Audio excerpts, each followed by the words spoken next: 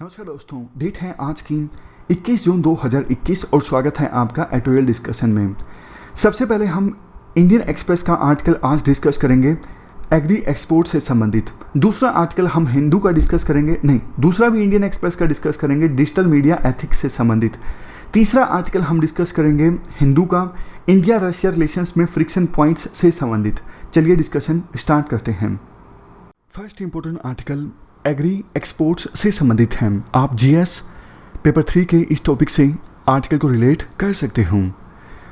देखो, पिछले financial year में यानी 2020-2021 में इंडिया के एग्रीकल्चर सेक्टर से एक्सपोर्ट रहा $41.8 बिलियन।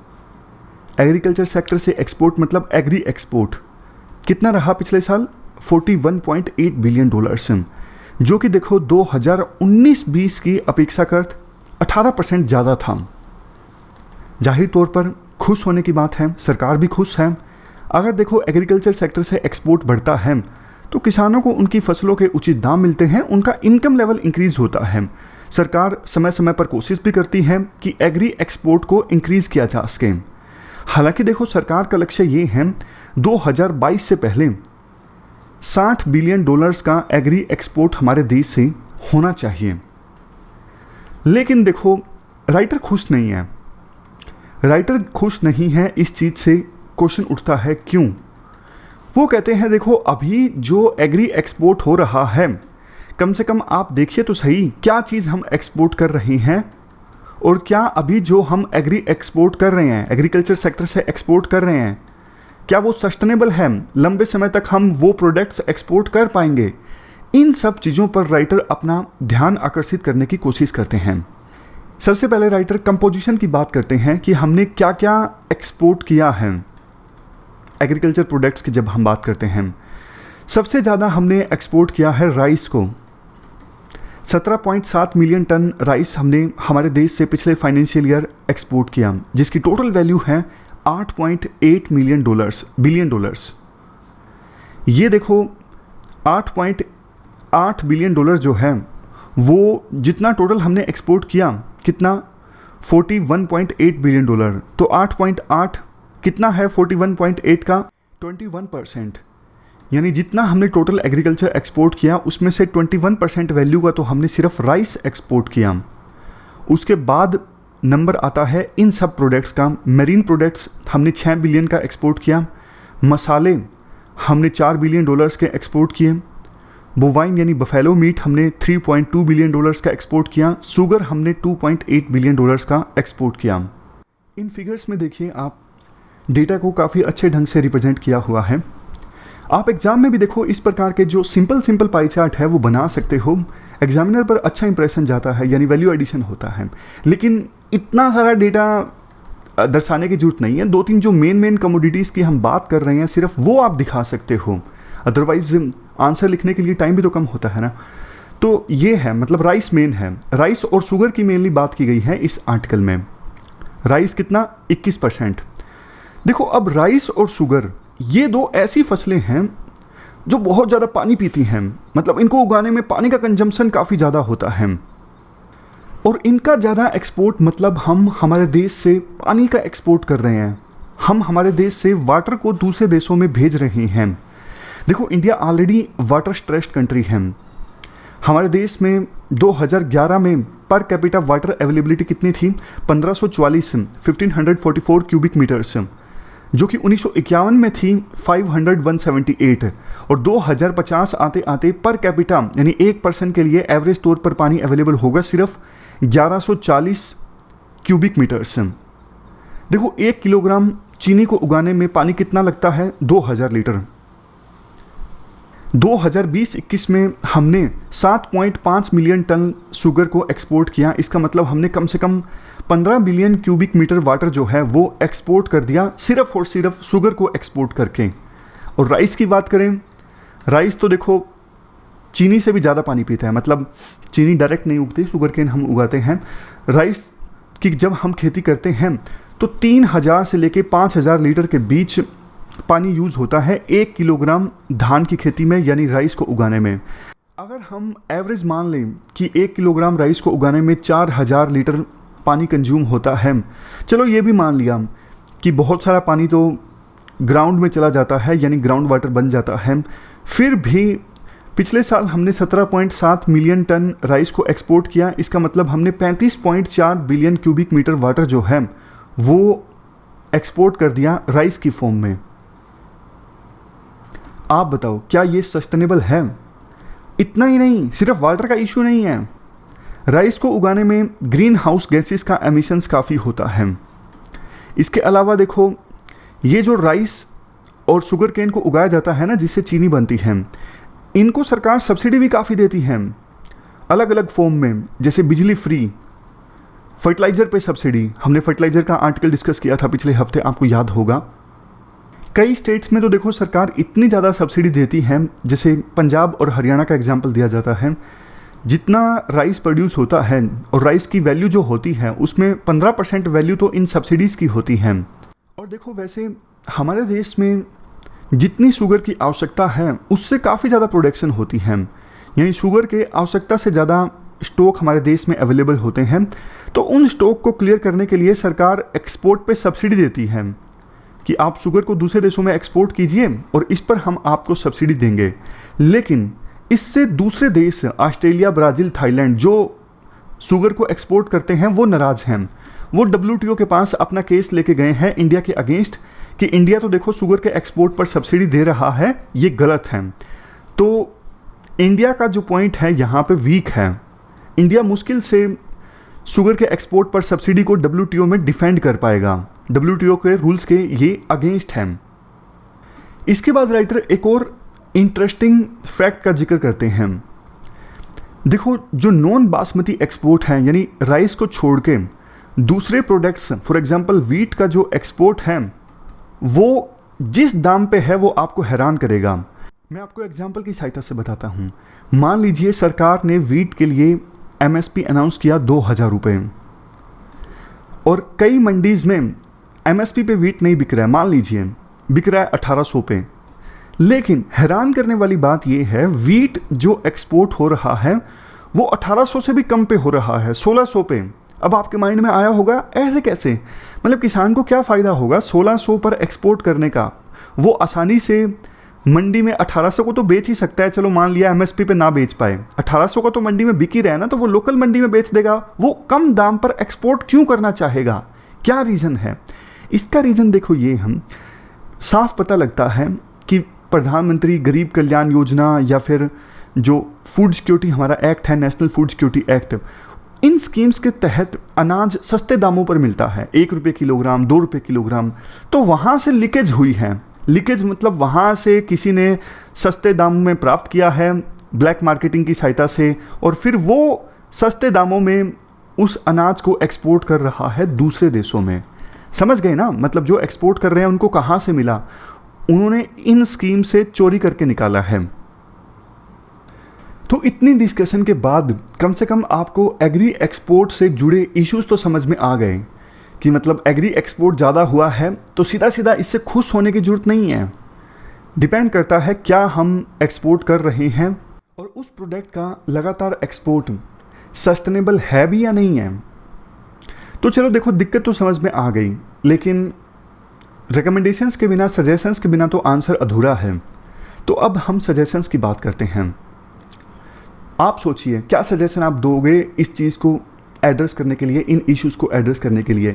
सबसे पहला सजेशन तो आपके मन में ये आया होगा कि क्रॉप पैटर्न पे ध्यान देना, मतलब लोकल कंडीशंस के हिसाब से फसल को उगाया जाना ज़रूरी है। ऐसा नहीं कि पानी कम है फिर भी यहाँ वहाँ से जुगाड़ करके नीचे से ग्राउंड वाटर एक्सप्लॉइट करके हम राइस की खेती कर रहे हैं जिसमें पानी का कंजप्शन काफ़ी ज़्यादा होता है। ऐसा नहीं करना चाहिए। मतलब जिस टोपोग्राफी में जो फसल सूटेबल है वही उगाई जानी चाहिए। सरकार की भी गलती है, सरकार MSP 2-3 फसलों पे देती है, मतलब अनाउंस तो कई सारे फसलों के लिए करती है सरकार, लेकिन प्रोक्योर तो 2-3 फसलें करती हैं, जैसे वीट, राइस। तो पंजाब में, जैसे नॉर्थ हरियाणा में, अब कायदे से यहाँ पे राइस की खेती तो नहीं होनी चाहिए, लेकिन अब पंजाब है, 5 नदियों का संगम होता है, ग्राउंड वाटर भी अच्छा खासा है, तो राइस की खेती होने लगी ग्रीन रेवोल्यूशन के बाद। कायदे से होनी नहीं चाहिए। तो सरकार क्रॉप पैटर्न को चेंज करवाए। सरकार कैसे करवा सकती है? अब बाकी फसलों के लिए भी तो अच्छा खासा एमएसपी दो ना, उनको प्रोक्योर करो राइस के अलावा। तो पंजाब, नॉर्थ हरियाणा के जो किसान हैं वो राइस को छोड़ के दूसरी फसलें उगाएंगे, जैसे पल्सीज हैं। अगर उनको अच्छे दाम मिलेंगे, अगर उनको अच्छा एमएसपी पे सरकार उनकी फसल प्रोक्योर करेगी, तो काफ़ी कुछ सरकार के हाथ में है। इसके अलावा अगर आपको राइस की खेती करनी भी है तो फिर देखो अच्छी अच्छी टेक्निक्स का आप इस्तेमाल करो, जैसे alternate wetting drying, direct seeded rice, micro irrigation. इन टेक्निक्स का इस्तेमाल करके आप पानी की काफ़ी ज़्यादा बचत कर सकते हो। इसके बाद नेक्स्ट सजेशन, आप सब्सिडी देना चाहते हो किसानों को। अच्छी बात है कि आप किसानों का इनकम लेवल इंक्रीज़ करना चाहते हो, लेकिन देखो आप किसानों को राहत पहुंचाइए किसी अलग फॉर्म में। जैसे कि एग्जाम्पल के तौर पर आप डायरेक्ट बेनिफिट ट्रांसफ़र कर दीजिए, बजाय इसके कि आप यूरिया पे सब्सिडी दो या फिर आप फ्री इलेक्ट्रिसिटी करो। आप डायरेक्टली उनके खाते में पैसे पहुंचा दीजिए ना। एक पहले देखो विकल्प ये भी सामने आया था कि अभी तो इलेक्ट्रिसिटी जैसे पंजाब में पूरी तरह से फ्री है, बजाय इसके पहले किसानों को बिल भरने दो। जितनी वो इलेक्ट्रिसिटी यूज़ करेंगे उतना उनको बिल भरने दो, और जब वो अपने पैसों से बिल भर देंगे तब उसके बाद उनके खाते में पैसे आने चाहिए। इससे क्या होगा, इससे बहुत से किसानों को तो देखो ये कम से कम एहसास होगा कि कितने पैसों की हम इलेक्ट्रिसिटी यूज़ कर रहे हैं। इससे इलेक्ट्रिसिटी का जो वेस्टेज है वो कम होगा। तो ये एक सजेशन है। इसके बाद नेक्स्ट सजेशन ये है, एग्रीकल्चर से संबंधित जो R&D है उसमें इन्वेस्टमेंट डबल होनी चाहिए, ताकि नए नए सीड्स को खोजा जा सके और तरीके खोजे जा सके कि कैसे फसलों की जो प्रोडक्टिविटी है वो इंक्रीज़ की जा सकती है। नेक्स्ट, एमएसपी रेजीम में भी बदलाव होना चाहिए। अब देखो जैसे राइस और वीट हैं, इनकी प्रोक्योरमेंट पे कोई रोक नहीं है। जितना सरकार एमएसपी अनाउंस करती है, कोई भी किसान अपनी फसल लेके आए, सरकार को वो प्रोक्योर करनी पड़ेगी। अब राइस और वीट का जो प्रोडक्शन है वो ज़्यादा होता है, तो सरकार को मजबूरी में ज़रूरत से ज़्यादा इन फसलों का प्रोक्योरमेंट करना पड़ता है। अगर देखो यही सरकार बाकी फसलों पर भी ध्यान देना, उनके लिए भी एमएसपी ढंग से अनाउंस करे, अच्छा प्राइस अनाउंस करे और उनको प्रोक्योर भी करे, तो सारे किसान, मतलब इतने सारे किसान राइस और वीट को नहीं प्रोड्यूस करेंगे, बहुत सारे किसान दूसरी फसलों को भी प्रोड्यूस करने लगेंगे। लेकिन सरकार ध्यान देती नहीं है, और राइस और वीट किसान ज़्यादा प्रोड्यूस करते हैं और सरकार को सारा का सारा प्रोक्योर भी करना पड़ता है। एफसीआई के पास गोडाउन्स भरे के भरे रह जाते हैं और उस वीट और राइस का यूज़ ही नहीं हो पाता। तो ये भी तो सरकार की गलती है ना। तो इन सब पॉइंट्स पर अगर सरकार ध्यान देती है तो फसलों का डाइवर्सिफिकेशन हो सकता है, एक्सपोर्ट में ग्रीन हाउस गैसेस के एमिशंस को कम किया जा सकता है, वाटर की बहुत ज़्यादा बचत की जा सकती है। ये हमने पूरा आर्टिकल डिस्कस किया एग्री एक्सपोर्ट से संबंधित। चलते हैं आगे। Next article digital media ethics से संबंधित है। आप देखो खास तौर पर जीएस पेपर 4 और जीएस पेपर 2 के इन टॉपिक्स से भी आर्टिकल को रिलेट कर सकते हो। कंटेक्स्ट देखो, आपको पता है हमने काफ़ी सारे आर्टिकल्स डिस्कस किए हैं कि सरकार ने इन सोशल मीडिया प्लेटफॉर्म्स के लिए गाइडलाइंस जारी की फरवरी में, जिनको फॉलो करने के लिए उनको 3 महीने का समय दिया गया था। बाकी सोशल मीडिया प्लेटफॉर्म्स ने सरकार की इन गाइडलाइंस को फॉलो किया, ट्विटर ने नहीं किया, आनाकानी की, मतलब बहुत कुछ ट्विटर और सरकार के बीच काफ़ी टकराव देखने को मिला। ये सब इशू हमने डिस्कस किया है। लेकिन एथिक्स में भी क्वेश्चन पूछा जा सकता है, जिसको अभी तक न्यूज़पेपर्स ने इग्नोर कर दिया है, मतलब न्यूज़पेपर में इस एस्पेक्ट को कवर नहीं किया गया है। डिजिटल मीडिया एथिक्स कौन से इश्यूज़ को डील करता है? देखो digital media ethics digital news media से संबंधित जो एथिकल प्रॉब्लम्स या फिर एथिकल इश्यूज़ हैं उनसे डील करता है। और डिजिटल न्यूज़ मीडिया में क्या क्या आता है? Online journalism, blogging, digital photo journalism, citizen journalism, social media, ये सब चीज़ें आती हैं डिजिटल न्यूज़ मीडिया में। तो इन सभी प्लेटफॉर्म्स पर, इन सभी डोमेन्स में जो एथिकल प्रॉब्लम्स और एथिकल इश्यूज़ हैं उनसे डील करता है डिजिटल मीडिया एथिक्स। अगर पहले हम कुछ इश्यूज़ की बात करें, सबसे पहला तो इशू है देखो कॉपी पेस्ट का। आपने भी नोटिस किया होगा कि आप कोई चीज़ सर्च मारते हो, कोई न्यूज़ आप सर्च मारते हो, तो ज़्यादातर न्यूज़ प्लेटफॉर्म्स पे आपको सेम कंटेंट देखने को मिलता है। ऐसा लगता है जैसे एक जर्नलिस्ट ने दूसरे जर्नलिस्ट का सीधा सीधा कॉपी पेस्ट कर लिया हो। उसी प्रकार से सोशल मीडिया पे भी कोई पोस्ट वायरल होती है, बिना सोचे समझे उसको फॉरवर्ड कर दिया जाता है। इवन क्रेडिट भी नहीं दिया जाता काफ़ी बार, तो मतलब जिसने मेहनत की होती है उसको क्रेडिट भी नहीं दिया जाता कि ये जो कंटेंट मैंने उठाया है इस पर्सन से उठाया है और क्रेडिट जाना चाहिए इस पर्सन को, नहीं। तो ये जो इशू है ना प्लेगियरिज्म का, ये एक बहुत बड़ा इशू है डिजिटल मीडिया में।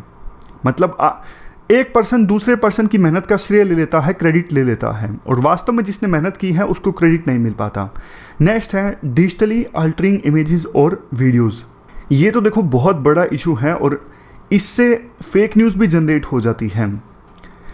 मतलब वीडियो किसकी ऑडियो अलग चला दी तो, और वीडियो में चेहरा चेंज कर दिया, फोटो में चेहरा चेंज कर दिया। ये जो इश्यूज़ है ना, ये बहुत मुश्किल क्रिएट करते हैं और ये अनएथिकल है ऐसा करना। बहुत सारी जनता ऐसी हैं जिनमें भ्रम की स्थिति पैदा होती है, विभिन्न धर्मों के लोगों के बीच नफरत पैदा होती है। ये नहीं होना चाहिए। नेक्स्ट है, देखो काफ़ी बार तो आपने वो फेमस सुनते हो आप, सूत्रों के हवालों से खबर है, बताएंगे नहीं है मीडिया वाले कहाँ से खबर आई है, सूत्रों के हवाले से खबर है। सूत्र इनके पता नहीं कहाँ होते हैं, कौन होते हैं। ऐसा लगता है जैसे खुद से ही जो एजेंडा ये प्रमोट करना चाहते हैं वो प्रमोट कर देते हैं, नाम ले लेते हैं सूत्र का, मतलब बलि का बकरा बना देते हैं सूत्र को। कल को वो खबर गलत भी साबित हो गई तो मीडिया वाले ये एक्सप्लेनेशन देते हैं, देखो हमें तो सूत्रों के हवाले से खबर मिली थी और वो खबर गलत साबित हुई, हमारी गलती नहीं है, वो तो सूत्रों के हवाले से खबर थी। तो ये जो एनोनिमस यानी अज्ञात सोर्सेज का यूज़ किया जाता है ना मीडिया के द्वारा, ये गलत है, ये अनएथिकल है, खास तौर पे बताना चाहिए। देखो ये बात तो सच है कि साफ तौर पर कई बार सोर्स का नाम बताने से सोर्स की जान को खतरा हो सकता है या फिर सोर्स दिक्कत में आ सकता है, इसलिए नहीं बताया जाता। लेकिन ये कभी कभार होता है, रेयरली। अब तो देखो ऑलमोस्ट हर दूसरी खबर ही सूत्रों के हवाले से देते हैं ये मीडिया चैनल्स। आप देखो ऐसा मत सोचिएगा कि हम ट्रेडिशनल मीडिया की बात कर रहे हैं या फिर डिजिटल मीडिया की बात कर रहे हैं। देखो ये सारे जो न्यूज़ चैनल्स हैं आज तक, इनकी सोशल मीडिया पे भी तो प्रेजेंस है ना, तो मिक्स है काइंड ऑफ, ये मीडिया जो है डिजिटल मीडिया और मीडिया मिक्स है। उसके बाद नेक्स्ट है ओमनी डायरेक्शनल इमेजिंग। इसका मतलब जो निकल के आता है वो देखो ये है, वैसे तो ओमनी डायरेक्शनल इमेजिंग का मतलब ये होता है ऐसा कैमरा जो 360 डिग्री व्यू से इमेज ले सके, लेकिन मीडिया एथिक्स के इशू में इसका मतलब ये निकल के आता है। देखो डिजिटल मीडिया में खासकर जैसे फेसबुक है, व्हाट्सएप है, इमेजेस वायरल होती हैं। अब देखो न्यूज़ को अगर आपको समझना है तो एक इमेज की सहायता से आप पूरी न्यूज़ नहीं समझ सकते। उस इमेज के पीछे का कंटेक्स्ट आपको पता होना चाहिए, परिस्थितियाँ आपको पता होनी चाहिए, तभी आप न्यूज़ को समझ सकते हो। लेकिन हो क्या रहा है डिजिटल मीडिया में, आउट ऑफ कंटेक्स्ट एक इमेज शेयर कर दी जाती है और उसका सहारा लिया जाता है अपना एजेंडा आगे बढ़ाने के लिए, पॉलिटिकल पॉइंट सर्व करने के लिए। यानी फोटो की फॉर्म में, इमेज की फॉर्म में पूरी न्यूज़ को शेयर करने का जो तरीका है ना, इस पर भी सवाल उठते हैं। ये भी डिजिटल मीडिया एथिक्स के अगेंस्ट है। नेक्स्ट है प्राइवेसी इश्यूज़। टीआरपी के लिए, मतलब ज़्यादा से ज़्यादा पोस्ट वायरल हों, ज़्यादा से ज़्यादा लोग उसको देखें, इसके लिए देखो इवन प्राइवेसी राइट्स का भी ख्याल नहीं रखा जाता। और आजकल तो एक नई प्रॉब्लम पैदा हो गई है, देखा जाता है ऐसे ऐसे मतलब एल्गोरिथम तैयार कर लिए गए हैं कई आउटलेट्स के द्वारा, देखा जाता है कि कौन सी चीज़ न्यूज़ में है, ट्रेंड में क्या चल रहा है, तो उसी बेस पे ऑटोमेटिक एक इमेज जनरेट हो जाती है जिसको शेयर कर लिया जाता है। मतलब artificial and computerised news writing इसे कहा जाता है। तो ये भी काफ़ी होने लगा है ताकि आर्टिफिशियल इंटेलिजेंस की सहायता से ऐसी पोस्ट क्रिएट की जा सके जो ज़्यादा से ज़्यादा वायरल हो। ये भी एथिक्स के अगेंस्ट हैं। अब वैसे देखो डिजिटल मीडिया के एथिकल इश्यूज तो हमने डिस्कस किए, इसके बाद एक universal code of ethics discuss करते हैं जो सबके लिए लागू है, सोशल मीडिया के लिए, डिजिटल मीडिया के लिए और ट्रेडिशनल मीडिया के लिए। ये है universal code of ethics.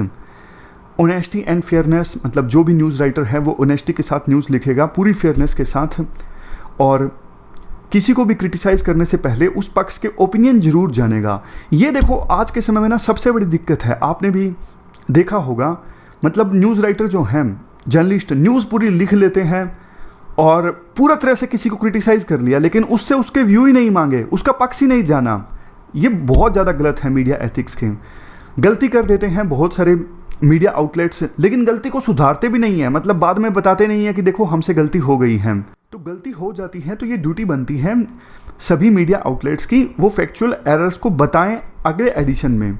Next है वो इमेजेस को फाल्सीफाई नहीं करेंगे और या फिर इमेजेस को गलत पर्सपेक्ट से नहीं दिखाएंगे। मतलब काफ़ी बार इमेजेस को इस प्रकार से दिखाया जाता है कि उसका मीनिंग जो है वो साफ साफ समझ में ना आए।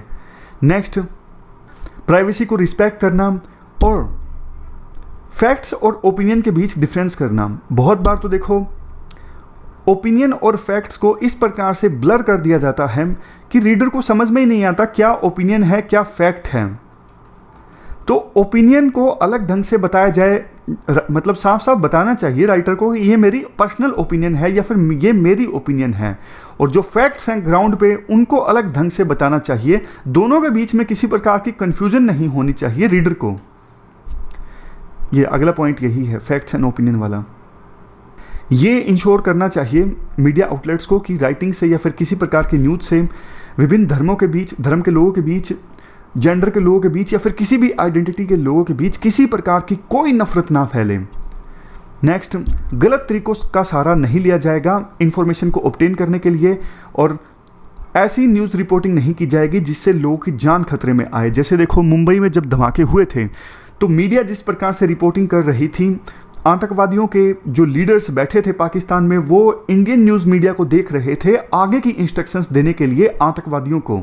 इसके बाद नेक्स्ट है डिसेंसी से न्यूज़ प्रेजेंट की जाएगी और कोई भी न्यूज़ चलाने से पहले प्रिजुडाइज होकर न्यूज़ नहीं चलाई जाएगी।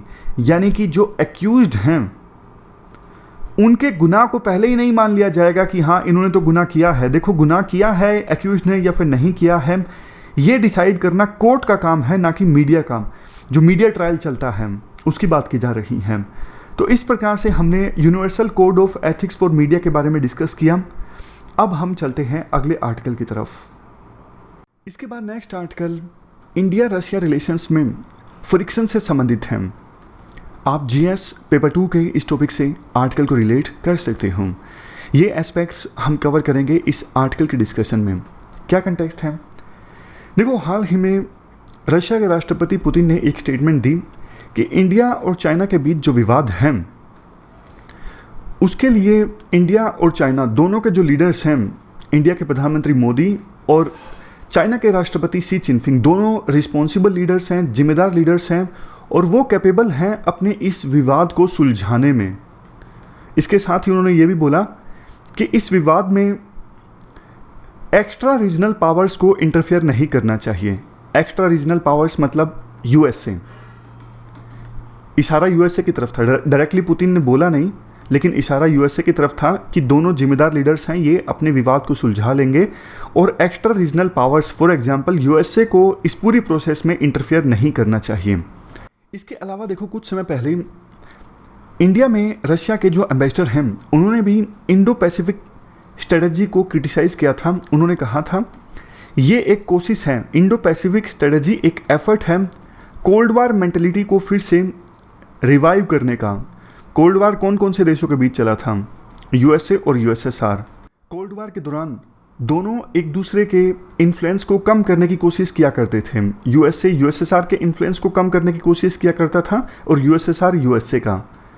तो अभी भी कुछ एक्सपर्ट्स ऐसा मानते हैं, फॉर एग्जांपल इंडिया में रशिया के एम्बेसडर, कि जो ये इंडो पैसिफिक स्ट्रेटजी है ये चाइना और रशिया के इन्फ्लुएंस को कम करने के लिए है, यानी कोल्ड वार की तरफ वापस हम जा रहे हैं इस स्ट्रेटजी की वजह से।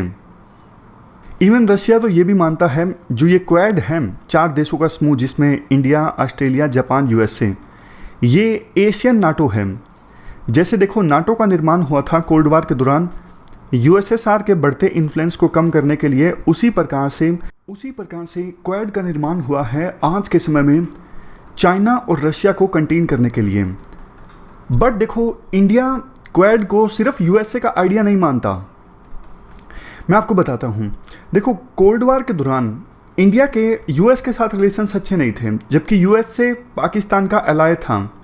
मजबूरी में इंडिया को यूएसएसआर के नज़दीक जाना पड़ा था। 1971 में फ्रेंडशिप ट्रीटी भी साइन हुई थी यूएसएसआर के साथ। लेकिन जब 1990-91 में यूएसएसआर का डिसइंटीग्रेशन हो गया तो इंडिया को आवश्यकता महसूस हुई कि अब क्या किया जाए, अब मतलब अगर कल को चाइना के साथ युद्ध हो जाता है या फिर पाकिस्तान के साथ युद्ध हो जाता है तो कौन सी बड़ी पावर हमारा साथ देगी।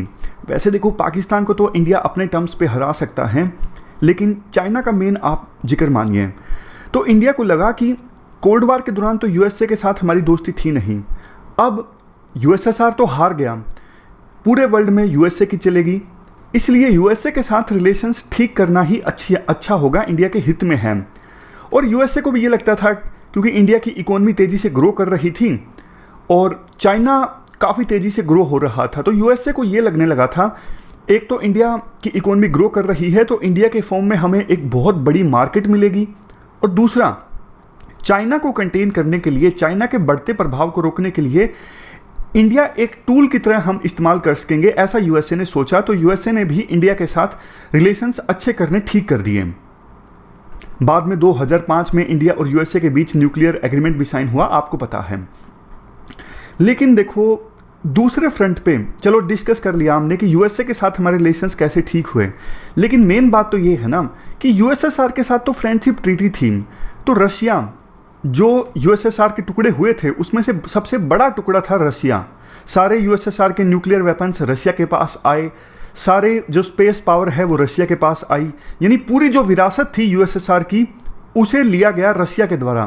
तो रशिया के साथ हमारे आज के समय में उतने अच्छे रिलेशन क्यों नहीं है जितने यूएसएसआर के समय थे? उसके देखो पीछे कारण हैं।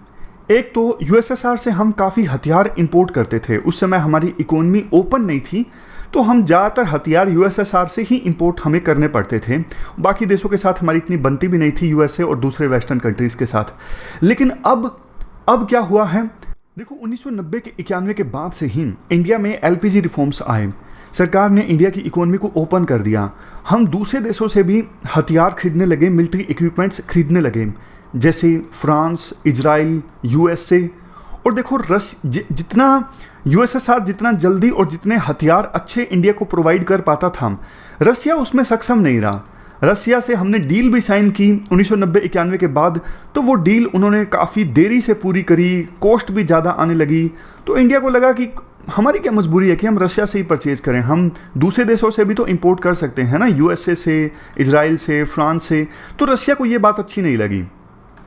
इसके अलावा 1990-91 के बाद चूँकि रशिया यूएसएसआर जितना तो मजबूत नहीं था अपने पेरेंट कंट्री जितना, तो रशिया को लगा कि हम इंडिया और चाइना इन तीनों के साथ मिलके एक ग्रुप बनाते हैं, ये ग्रुप मिलके यूएसए का मुकाबला करेगा। यूएसए बहुत पावरफुल हो गया था 1990-91 के बाद। लेकिन देखो, ये ग्रुप जो आरआईसी है, रशिया, इंडिया, चाइना, ये ग्रुप भी सफल नहीं हुआ उसका। क्यों? क्योंकि ये जो चाइना है ना, ये ज़्यादा इंडिया को मानता नहीं है। चाइना को लगता है कि इंडिया ज़्यादा कैपेबल है नहीं, इसलिए पाकिस्तान के साथ दोस्ती करता है चाइना, पाकिस्तान के साथ मिलके इंडिया के इंटरेस्ट को नुकसान पहुंचाता है। इस वजह से ये जो ग्रुप है वो सफल नहीं हो उसका। और अब तो देखो, रशिया और पाकिस्तान की नज़दीकियां भी काफ़ी ज़्यादा बढ़ी हैं पिछले कुछ समय में। तो ये काफ़ी सारे रीजंस हैं, काफ़ी सारे फ्रिक्शन पॉइंट्स हैं इंडिया रशिया रिलेशंस में। राइटर देखो सजेस्ट ये करते हैं, हर मुद्दे पर प्रो चाइना स्टैंड लेना ये रशिया के हित में नहीं है। चलो आप एक दो मुद्दों पे चाइना का सपोर्ट कर देते हो, अच्छी बात है, आपकी चाइना के साथ दोस्ती अच्छी है, लेकिन बिना सोचे समझे हर मुद्दे पे चाइना का पक्ष लेना, ऐसे तो रशिया भी चाइना का एक जूनियर पार्टनर बन के रह जाएगा। जबकि देखो, रशिया की अपनी एक, यूँ कह सकते हो, ईगो है, क्योंकि रशिया तो यूएसएसआर, जो कोल्ड वार के दौरान यूएसएसआर का स्टेटस था, वैसा ही स्टेटस रशिया रिवाइव करना चाहता है अपने लिए। रशिया खुद भी नहीं चाहता कि वो चाइना का जूनियर पार्टनर बन के रहे, लेकिन पॉलिसीज फिलहाल रशिया की ऐसी है कि हर मुद्दे पर चाइना का पक्ष लेना, कि रशिया जो है वो चाइना का जूनियर पार्टनर बनता जा रहा है। और इंडिया के लिए देखो कोई विकल्प है नहीं, क्योंकि देखो रशिया अगर थोड़ा सा भी इंडिया का साथ देता इंडिया चाइना रिलेशंस में, तो इंडिया को लगता कि यूएस पूरी तरह से यूएसए के पास जाने के बजाय रशिया भी एक विकल्प है जो कि इंडिया चाइना रिलेशंस को इंप्रूव करने में इंडिया की मदद कर सकता है। लेकिन रशिया ने वो दरवाज़ा खुद ही बंद कर दिया। रशिया एक तरफा चाइना का स्टैंड ले लेता है, तो फिर इंडिया को लगता है कि अब एकमात्र ऑप्शन बचता है यूएसए के पास जाना, और इसीलिए यूएसए के करीब इंडिया जा रहा है। तो इस प्रकार से हमने इंडिया और रशिया रिलेशंस में फ्रिक्शन पॉइंट्स को समझा, और ये भी समझा कि क्यों इंडिया यूएसए के नज़दीक ज़्यादा जा रहा है। तो ये थी हमारी आज की डिस्कशन। आज हमने 3 इश्यूज़ को डिटेल से डिस्कस किया। Thank you very much for discussion.